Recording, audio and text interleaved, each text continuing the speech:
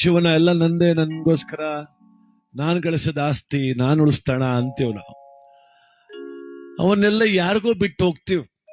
ನೋಡಿ, ಜೇನು ಹುಳ ಜೇನು ಸಂಗ್ರಹಿಸ್ತದೆ, ಅದನ್ನ ನಾವು ಅಪಹರಿಸಿ ಕುಡಿತೀವಿ. ನಿಧಿಯ ಮೇಲಿನ ಸರ್ಪ ನಿಧಿಯ ಬಲವರಿಯ ಬಲ್ಲದೆ, ಕೆಚ್ಚಳಲಿರುವಂತ ಉಣ್ಣೆ ನೊರೆ ಆಲ ಸವಿಬಲ್ಲದೆ. ಹಸುವಿನ ಕೆಚ್ಚಲು ಉಣ್ಣೆ ಇರ್ತದೆ, ಅದು ಹಾಲಿನ ರುಚಿ ಗೊತ್ತಿಲ್ಲ, ರಕ್ತ ಕುಡಿತದೆ ಅಷ್ಟೇ. ಅದು ನಿಧಿ ಕಾಯ್ಕೊಂಡು ಸರ್ಪ ಅದೇ. ಸರ್ಪಕ್ಕೆ ಎಷ್ಟು ದುಡ್ಡಿನ ಮೇಲೆ ಕುಂತಿದ್ದೀನಿ ನಾನು, ಎಷ್ಟು ಚಿನ್ನದ ಮೇಲೆ ಕುಂತಿದ್ದೀನಿ, ನಾನು ಕುಂತಿರೋ ನಿಧಿ ಬೆಲೆ ಏನು ಅಂತೇನು ಗೊತ್ತಿಲ್ಲ, ಅದಕ್ಕೆ ಸುಮ್ಮನೆ ಕಾಯ್ತದೆ. ಈ ಜಗತ್ತೊಳಗೆ ಯಾರು ಪರೋಪಕಾರ ಗೊತ್ತಿಲ್ವೋ ಅವ್ರ ಕತೆ ಎಲ್ಲ ಅದೇ ಕತೆ. ಉಣ್ಣೆ ಇದ್ದಂಗೆ ವಿಷ ಸರ್ಪ ಇದ್ದಂಗೆ ಸುಮ್ಮನೆ ಕಾಪಾಡ್ಬಿಟ್ಟು ಯಾರಿಗೋ ಕೊಟ್ಬಿಟ್ಟು ಹೋಗ್ತಾರೆ. ಯಾರೊಬ್ಬ ಕಂದ್ಲಿ ಅಂತ ಗ್ರಾಮದಲ್ಲಿ ದೊಡ್ಡ ಶ್ರೀಮಂತ, ಅವನಿಗೆ ದುಡ್ಡು ಕೂಡ್ಸ ಅಭ್ಯಾಸ, ಕಳೆದ ಅಭ್ಯಾಸ ಇಲ್ಲ. ಬಡ್ಡಿ ಕೊಡ್ತಿದ್ದ, ಸೆಲೆಗ್ರಿಮೆಂಟ್ ಮಾಡ್ಕಂತಿದ್ದ, ನಂಬಿಕೆ ಕ್ರಯ ಮಾಡ್ಕಂತಿದ್ದ, ಉಳಿಸ್ತಾ ಕೋಟ್ಯಾಂತರ ರೂಪಾಯಿ ಉಳಿಸ್ತಾ. ದುಡ್ಡಿನ ಬಗ್ಗೆ ಯೋಚನೆ ಮಾಡ್ತಾ ಮಾಡ್ತಾ ಮದುವೆ ಆಗೋದನ್ನೇ ಮರ್ತು ಬಿಟ್ಟ ಪಾಪ. ಮದುವೆ ವಯಸ್ಸು ಮೀರ್ಬಿಡ್ತು. 70 ವರ್ಷ ಆಯ್ತು, 80 ವರ್ಷ ಆಯ್ತು. ಒಂದಿಗಿದ್ದವ್ರು ಅಣ್ಣ ತಮ್ಮದಿರು ಸತ್ತೋದ್ರು, ಅಣ್ಣದಿರ ಮಕ್ಕಳು ತಮ್ಮದಿರ ಮಕ್ಕಳು ಬೆಂಗಳೂರು ಸೇರ್ಕೊಂಡ್ರು. ಆಗನ್ನಿಸ್ತು, ನನಗೆ ಯಾರಾದ್ರೂ ಆಸರೆ ಬೇಕಾಗಿತ್ತಲ್ವಾ. ಈಗ ಮದುವೆ ಮಾಡ್ಕೊಳಕಾದ 80 ವರ್ಷ ಆಗದೆ, ಯಾರು ಹೆಣ್ಣು ಕೊಟ್ಟಾರು? 20 ವರ್ಷದವರೆಗೆ ಸಿಗ್ತಿಲ್ಲ ಹೆಣ್ಣು. ಅವನೇನ್ ಮಾಡ್ದ? ದತ್ತು ತಗೋಬೇಕು. ಅದರಲ್ಲೂ ಅಹಂಕಾರ ಅವನಿಗೆ, ದತ್ತು ತಗೋದ್ರಲ್ಲೂ ಅಹಂಕಾರ. ಅವನ್ ಪೇಪರ್ಗೆ ಅಡ್ವರ್ಟೈಸ್ಮೆಂಟ್ ಕೊಡಿಸ್ತ, ನಾನು ಕಂದ್ಲಿ ದೊಡ್ಡ ಜಮೀನ್ದಾರ, 25 ಎಕರೆ ಗದ್ದೆ ಅದೆ, 50 ಎಕರೆ ತೋಟ ಅದೆ, 25 ಎಕರೆ ಹೊಲ ಅದೆ, ಮಂಡ್ಯದಲ್ಲಿ 3 ಸೈಟ್ ಅವೆ, ಮೊದಲು ಒಂದು ಕಾಂಪ್ಲೆಕ್ಸ್ ಅದೆ, ಒಂದು 4 kg ಚಿನ್ನ ಮಡಗಿವನಿ, 20 kg ಬೆಳ್ಳಿ ಮಡಗಿವನಿ, 3 ಕಾರ್ ಅದೆ, ಕನ್ಲಿಲ್ ದೊಡ್ಡ ಮನೆ ಅದೆ. ನನ್ನಂತ ಧೀರನಿಗೆ ದತ್ತು ಆಗೋ ಶಕ್ತಿ ಯಾರಿಗಾರು ಇದ್ರೆ ಬರ್ರಿ ಅಂತ ಅಡ್ವರ್ಟೈಸ್ಮೆಂಟ್ ಕೊಟ್ಟ. ಅಹಂಕಾರ. ಆಸ್ತಿ ಲೆಕ್ಕೆಲ್ಲ ಕೊಟ್ಬಿಟ್ಟು ಅಡ್ವರ್ಟೈಸ್ಮೆಂಟ್ ಕೊಟ್ಟವನೆ.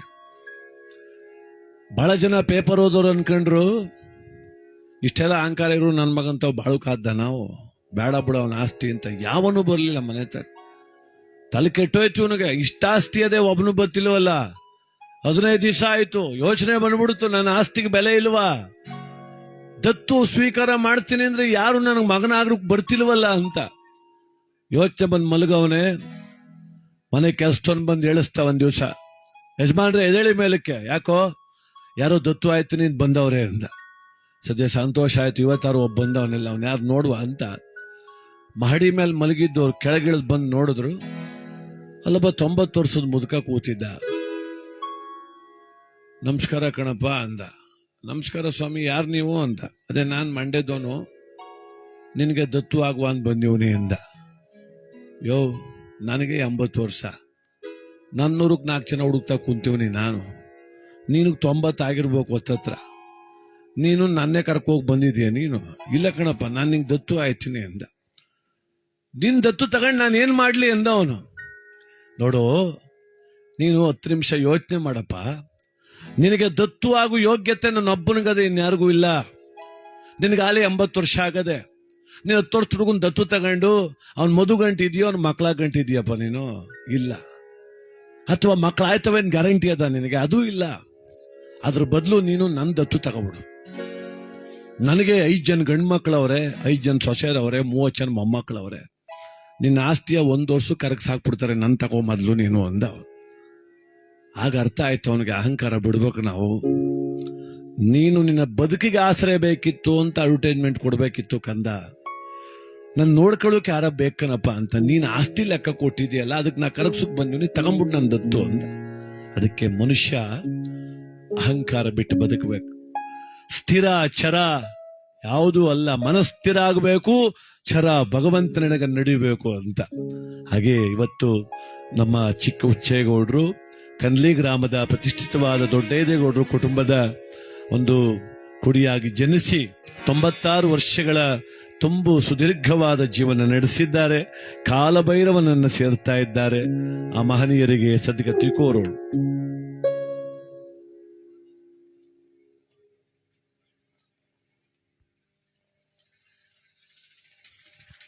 ಕೇಳಿಸೋಣ. ಕಾಲಭೈರವ ಅವರ ಕುಲದೇವರು ಮಹದೇಶ್ವರನ ಗೀತನ್ನು ಕೂಡ ಕೇಳಿದ್ದಾರೆ. ಕಾಲಭೈರವ ಮಹದೇಶ್ವರ ಎಲ್ರಿಗೂ ಒಳ್ಳೇದು ಮಾಡಲಿ.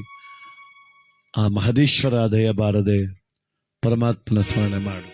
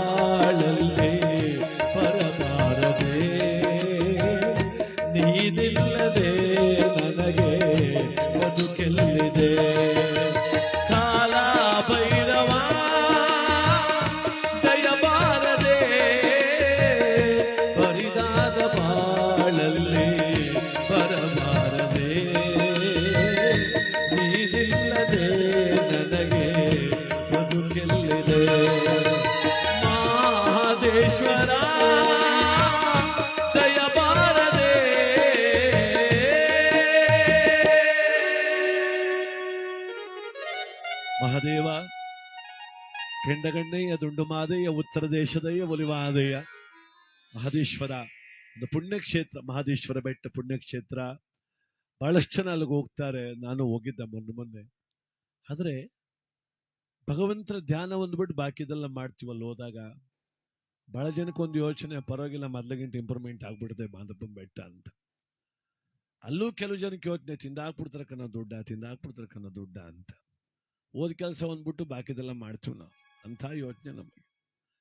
ಪಿ ಮಾರು ಜೊತೆ ಜಗಳ, ವಿಭೂತಿ ಗಟ್ಟಿ ತಗೋಬೇಕಾದ್ರೆ ದೊಡ್ಡ ಚೌಕಾಸಿ, ದೊಡ್ಡ ಜಗಳ, ಮುಡಿ ಕೊಡುತ್ತಾವು ಜಗಳ. ನಿಂಗೆ ಯಾಕೆ 10 ರೂಪಾಯಿ ಕೊಡ್ಬೇಕು, ನಾನು ಸರ್ಕಾರ ಸಂಬಳ ಕೊಡೋದಿಲ್ವ ನಿನಗೆ ಅಂತ ಜಗಳ ಮಾಡ್ತೇವೆ. ಇರ್ಬೇಕು, ಕೇಳಬೇಕು, ಜಗಳ ಮಾರಬಾರ್ದು, ಶಿಸ್ತಿರ್ಬೇಕು, ಸಂಯಮ ಇರ್ಬೇಕು ಜೀವನದಲ್ಲಿ. ಅದರಿಂದ ಓದ್ ಕೆಲಸ ಪುಣ್ಯಕ್ಷೇತ್ರ, ಅದು ಮಾದೇಶ್ವರನ ದೇವಸ್ಥಾನ ನಮ್ಮಲ್ಲಿ ಕಟ್ಬಿಟ್ರೆ ಆಗ್ತದಲ್ವಾ, ಇಲ್ಲೇ ಮಾದಪ್ಪಿಲ್ವಾ ಅನ್ಕೊಳ್ಬಾರ್ದು. ಅದಕ್ಕೆ ಕ್ಷೇತ್ರ ಸ್ಥಳ ಪುರಾಣ ಅಂತ ಒಂದಿರ್ತದೆ, ಕ್ಷೇತ್ರಕ್ಕೊಂದು ಮಹಿಮೆ ಅಂತಿರ್ತದೆ, ವಿಶೇಷ ಅದು. ಅಲ್ಲೇನೋ ಶಕ್ತಿ ಮಾದಪ್ಪಂಗೆ ಜಾಸ್ತಿ.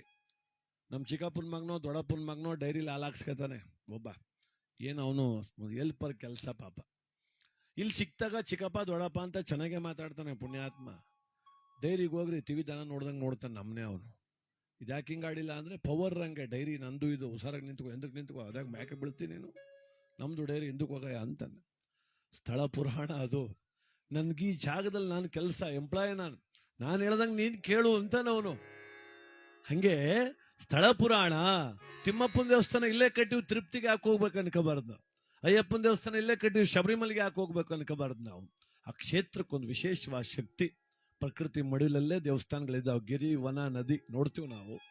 ಬೆಟ್ಟದಲ್ಲಿ ಇರ್ತದೆ, ನದಿ ಪಕ್ಕ ಇರ್ತದೆ, ಇಲ್ಲ ಕಾಡಲ್ಲಿ ಇರ್ತದೆ ದೇವಸ್ಥಾನ.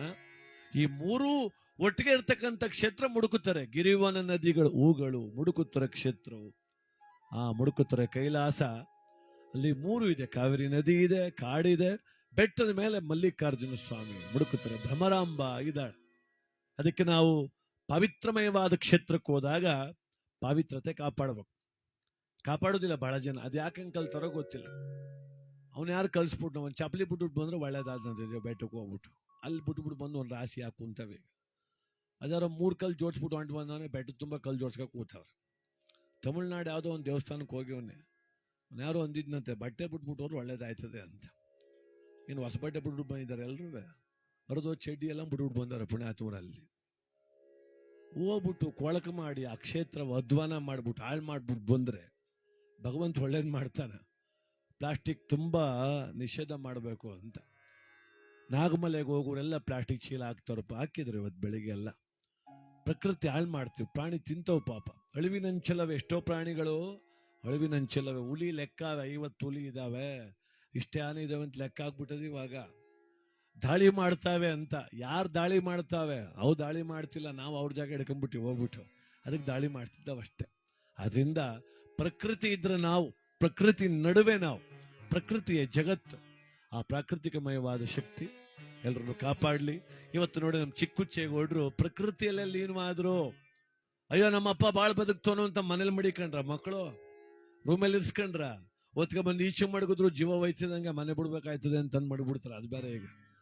ಈಗ ನಾವು ಕೆಲವರು ಬುದ್ಧಿವಂತರ ಸುಮ್ಮನೆ ಒಳಗೆ ಜೀವ ಬಿಡ್ಲಿ ಅವ್ನು ಕಟ್ಟದ ಮನೆ ಅಂತಾರೆ. ಇನ್ ಕೆಲವರು ಒತ್ಕ ನಡ್ರು 3 ತಿಂಗಳು ಮನೆ ಬಿಡ್ಬೇಕಾಯ್ತದೆ ಅಂತ ಆಚೆ ಒತ್ಕ ಬಂದು ಮನಗಿಸ್ಬಿಡ್ತಾರೆ. ಆಮೇಲೆ ಸಾಯಿಸ್ಬಿಡ್ತಾರೆ. ಸಾಯುವುದಲ್ಲ, ಸಾಯಿಸ್ತಾರೆ. ವಯಸ್ಸಾದಾಗ ಬಾಯಿಗೆ ನೀರು ಬಿಡ್ತಾರೆ. ಸಂಪ್ರದಾಯ 1-2 ಹನಿ ಗಂಟ್ಲು ಒಣಗ್ತದೆ ಅಂತ. ಆದ್ರೆ ನಾವಂಗ್ ಮಾಡುದಿಲ್ಲ. ಒಂದ್ ಚೊಂಬ ಹಾಲ ಮಡಿಕೊಂಡು ಓದ್ ಬಂದ್ ನೆಂಟ್ರೆಲ್ಲ ಊದು ಊದು ಊದು 1 ವಾರಕ್ಕೆ ಬದುಕೂರ 3 ದಿನ ಸಾಯಿಸ್ಬಿಡ್ತಾರೆ ಎಲ್ಲರೂ ಸೇರ್ಕೊಂಡು. ಯಾರೋ ಮೊನ್ನೆ ಅಂದ, ನಾನು ಹಾಲು ಬಿಟ್ಟಾಗೆ ನಮ್ಮ ಅವು ಸತ್ತೋದ್ಲು ಸಹ ಅಂದ. ಎಲ್ಲೋ ಜಾಸ್ತಿ ಊದ್ಬಿಟ್ಟಿದ್ದಿ ಕಂಬಾಪ, ಗೊಡ್ಡು ಸುಖಾಗದೆ ಗೊಟ್ಟಕ್ಕಂದ್ಬಿಟ್ಟು ಅವಳೆ ಅಂದ. ಮನಿಕಂದು ಕುಡಿದು ನೋಡಿದ್ರೆ ಗೊತ್ತಾಯ್ತದ. ನಾನು ನೋಡಿದೆ ಒಂದ್ಸಲ ಮಲಿಕೊಂಡು ಒಂದು ತೊಟ್ಟು ಹಾಲು ಕುಡಿಬೋದೆ ಅಂತ. ಬಹಳ ಕಷ್ಟ ಅದು. ನಮ್ಗೆ ಎಷ್ಟು ಕಷ್ಟ ಆದ್ಮೇಲೆ ಜೀವ ಹೋಗು ಜೀವಕ್ಕೆ ಇನ್ನೆಷ್ಟು ನೋವಾಗಬಾರ್ದು. ಅದರಿಂದ ಮನೆ ಬಾಗ್ಲಿಗೆ ತಂದಿಟ್ರು. ಮನೆ ಬಾಗ್ಲಿಂದ ಸ್ನಾನ ಮಾಡಿಸಿ ಹೊಸ ಬಟ್ಟೆ ಉಡಿಸಿ ಮೆರವಣಿಗೆ ಮಾಡಿ ತಗೊಂಡೋಗಿ ಪ್ರಕೃತಿ ಮಡಲಲ್ಲಿಟ್ರು. ನೋಡಿ, ಈ ಭೂಮಿ ತಾಯಿ ಯಾರನ್ನೂ ಬೇಡ ಅನ್ನೋದಿಲ್ಲ. ಅದಕ್ಕೆ ಹಾಲು ತುಪ್ಪ ಇರೋದು ಆ ತಾಯಿಗೆ. ಅಮ್ಮ ನೀ ಚೆನ್ನಾಗಿರ್ಬೇಕು. ನಾವು ಓಡಾಡ್ಲಿಕ್ಕೆ ಜಾಗ ಕೊಟ್ಟೆ, ದರ್ಪ ತೋರ್ಲಿಕ್ಕೆ ಜಾಗ ಕೊಟ್ಟೆ, ಅಧಿಕಾರ ಮಾಡ್ಲಿಕ್ಕೆ ಜಾಗ ಕೊಟ್ಟೆ, ದ್ವೇಷ ಮಾಡ್ಲಿಕ್ಕೆ ಜಾಗ ಕೊಟ್ಟೆ, ಬದುಕು ಕಟ್ಕೊಳ್ಳಿಕ್ಕೆ ಜಾಗ ಕೊಟ್ಟೆ. ಅಮ್ಮ ಕೊನೆಗೊಂದ್ ದಿವಸ ನೀನು ತಾಯಿ ಈ ದೇಹದಿಂದ ಜೀವ ಹೋದಾಗ ಮೃತ ದೇಹಕ್ಕೆ ಈ ಜಾಗ ಕೊಟ್ಟೆ ತಾಯಿ. ನನ್ನ ಮಡದಿ ಕೊಡ್ಲಿಲ್ಲ, ಮಕ್ಕಳು ಕೊಡ್ಲಿಲ್ಲ, ಮೊಮ್ಮಕ್ಕಳು ಕೊಡ್ಲಿಲ್ಲ, ಬಂಧು ಬಳಗ ಅಯ್ಯೋ ನಮ್ ಚಿಕ್ಕುಚ್ಚಪ್ಪ ಅಂತ ತಗೊಂಡೋಗಿ ಮನೇಲಿ ಮಡಿಕೊಳ್ಳಿಲ್ಲ, ನಿನ್ನ ಮಡ್ಲಿಕ್ಕೆ ನನ್ನ ಇಟ್ರು. ಆದ್ರಿಂದ ಆ ಮಹನೀಯನಾದಂತಹ ಭಗವಂತ ಕಾಲಭೈರವ ನಮ್ಮ ಚಿಕ್ಕುಚ್ಚೇಗೌಡರಿಗೆ ಸದ್ಗತಿ ನೀಡಲಿ. ಹುಟ್ಟುತ್ತಾ ಉಲ್ಲಾದೆ, ಬೆಳೆಯುತ್ತಾ ಬಿದ್ದರಾದೆ. ನೋಡಿ, ಪ್ರಕೃತಿಯಲ್ಲಿ ಒಂದು ದೊಡ್ಡ ಶಕ್ತಿ ಇದೆ, ಬಿದಿರು. ನಾವು ಕಲ್ಪವೃಕ್ಷ ಅಂತೀವಿ ತೆಂಗಿನ ಮರನ. ಬಿದಿರು ಅದಕ್ಕಿಂತ ಕಲ್ಪವೃಕ್ಷ ಆಗಿತ್ತು ಮೊದಲು. ಈಗೆಲ್ಲ ಪ್ಲಾಸ್ಟಿಕ್ ಬಂದ್ಮೇಲೆ ಕಮ್ಮಿ ಆಗೋಗದೆ. ಅವತ್ತು ತೊಟ್ಲಾಗಿ, ಸಿಂಬಿಯಾಗಿ, ಗೂಟ ಆಗಿ, ಚೊಟ್ಟ ಕಟ್ಟು ಮರವಾಗಿ, ಮನೆ ಕಟ್ಟು ಗಳವಾಗಿ ಬಿದಿರು ಮರ ನಮ್ಮೊಟ್ಟಿಗೆ ಹೆಂಗಿತ್ತು ಅಂತ. ಹುಟ್ಟೂತ ಉಲ್ಲಾದೆ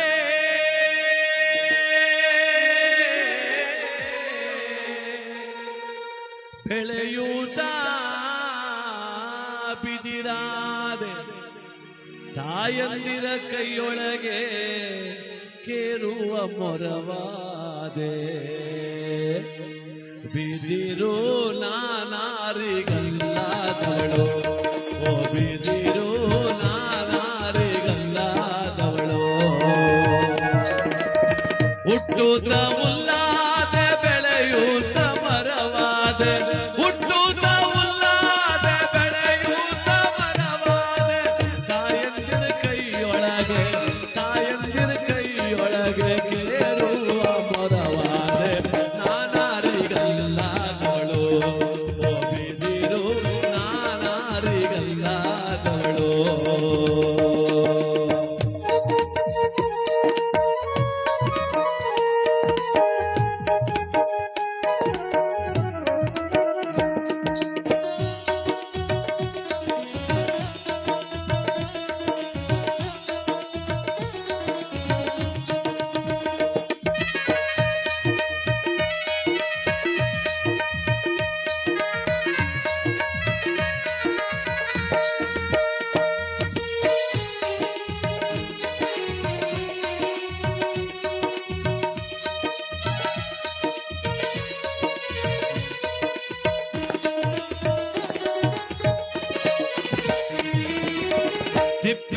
ತಡಗಿದ್ದೆ ಮುಗಿಲುದ್ದ ಬೆಳೆದಿದ್ದೆ ತಿಪ್ಪೆಯ ತಡಗಿದ್ದೆ ಮುಗಿಲುದ್ದ ಬೆಳೆದಿದ್ದೆ ತಿಪ್ಪೆಯ ತಡಗಿದ್ದೆ ಮುಗಿಲುದ್ದ ಬೆಳೆದಿದ್ದೆ ಸಿದ್ದರಾಮೇಶ್ವರನ ಕಾಲಭೈರೇಶ್ವರನ ನಂದಿಯ ಕೋಲಾದೆ ನಾನಾರಿಗಲ್ಲಾದವಳು ಹೋಗಿದಿರು ನಾನಾರಿಗಲ್ಲಾದವಳು.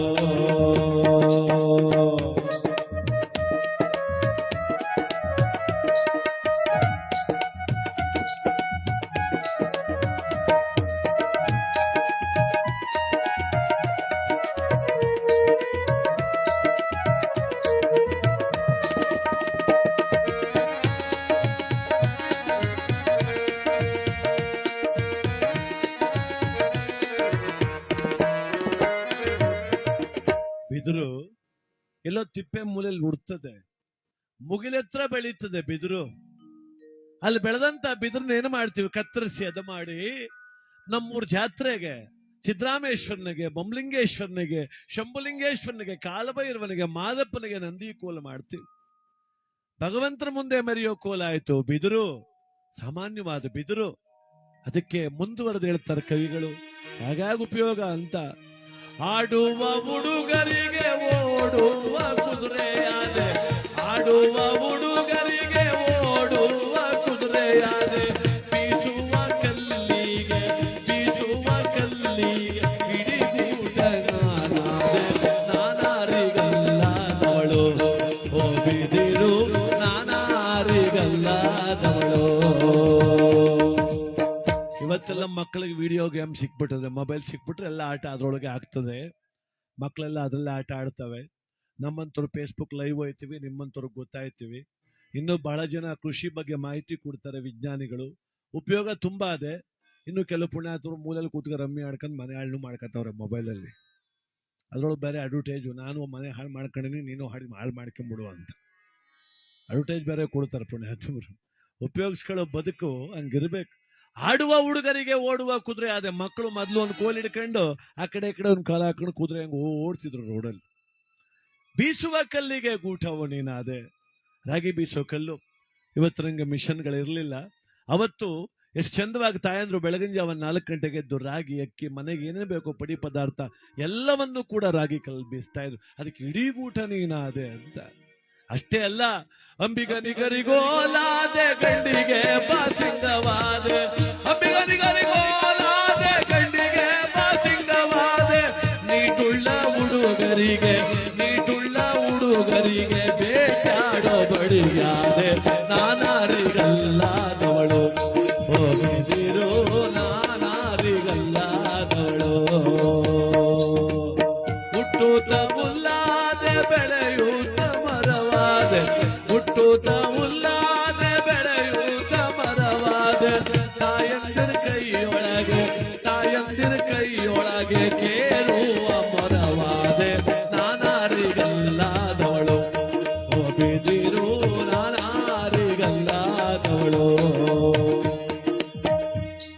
ಇವತ್ತೆಲ್ಲ ನಾವೆಲ್ಲ ಮುಂದುವರೆದಿದ್ದೀವಿ. ಸರ್ಕಾರ ಸೇತುವೆ ಕಟ್ಸದೆ ಎಲ್ಲ ಕಡೆ. ಮಾದೇಪುರಕ್ಕೆ ಒಂದು ಸೇತುವೆ, ಅಲ್ಲೊಂದು ಸೇತುವೆ, ವೈದ್ಯನಾಥ್ಪುರ ಸೇತುವೆ ಕಟ್ಸದ್.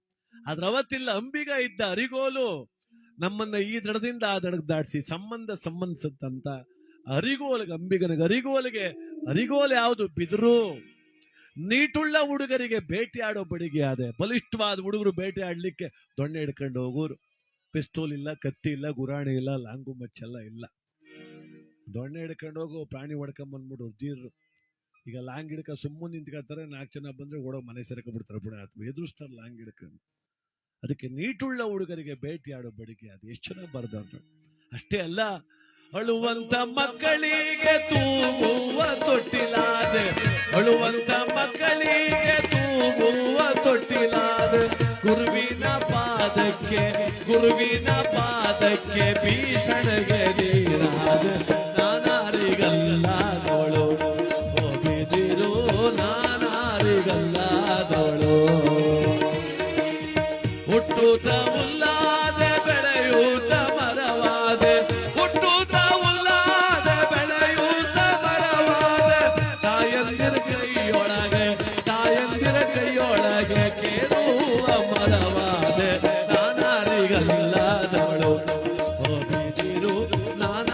ನಾನಾರಿಗಲ್ಲಾದವಳು. ತೊಟ್ಲು ಇವತ್ತು ಎಂತೆಂತ ಪ್ಯಾಷನ್ ತೊಟ್ಲೆಲ್ಲ ಬಂದಿರಬಹುದು, ಪ್ಲಾಸ್ಟಿಕ್, ಕಬ್ಬಿಣ, ಫೈಬರ್ ಎಲ್ಲ ಬಂದಿರಬಹುದು. ಅವತ್ತಿನ ಕಾಲದಲ್ಲಿ 16 ಮಕ್ಳೆತ್ತು ಸಾಕದ್ದು ಬಿದ್ರು ತೊಟ್ಲು. ಮಗು ಅಳ್ತಿದ್ರೆ ಆ ತಾಯಿ ಬಂದು ಆ ಜೋಗುಳ ಆಡ್ತಾ ಆ ಮಗುವನ್ನು ತೂಗ್ತಿದ್ರೆ ಆನಂದವಾಗಿ ಮಲಗ್ಬಿಡ್ತಾ ಇತ್ತು. ಗುರುವಿನ ಪಾದಕ್ಕೆ ಭೀಷಣಿಗೆ ನೀನಾದೆ. ಫ್ಯಾನ್ ಇವತ್ತು ಬಂದಿದೆ, ಕರೆಂಟ್ ಅವರು ನಿಂತೋಯ್ತದೆ, UPS ಚಾರ್ಜ್ ಹೋದ್ರೆ ಹೊಂಟೋಯ್ತದೆ. ಕೈಲೂರು ಬೀಚಣಿಗೆ ಮಾತ್ರ ಆಡ್ತಾ ಇರ್ತಿತ್ತು. ಬೆಳಗಾನ ಮುದ್ಕಪ್ತಿರ ಕೈಲಿ, ಪಕ್ಕದಲ್ಲಿ ಮೊಮ್ಮಗನ ಮನಗಿಸ್ಕೊಂಡು ಬೀಸ್ಕೊಂಡು ಕತೆ ಹೇಳ್ಕೊಂಡು. ಅತ್ಯದ್ಭುತವಾದಂತ ಪ್ರಕೃತಿಯ ಶಕ್ತಿ ಅಂದ್ರೆ ಅದು ಬಿದಿರು ಅಂತ.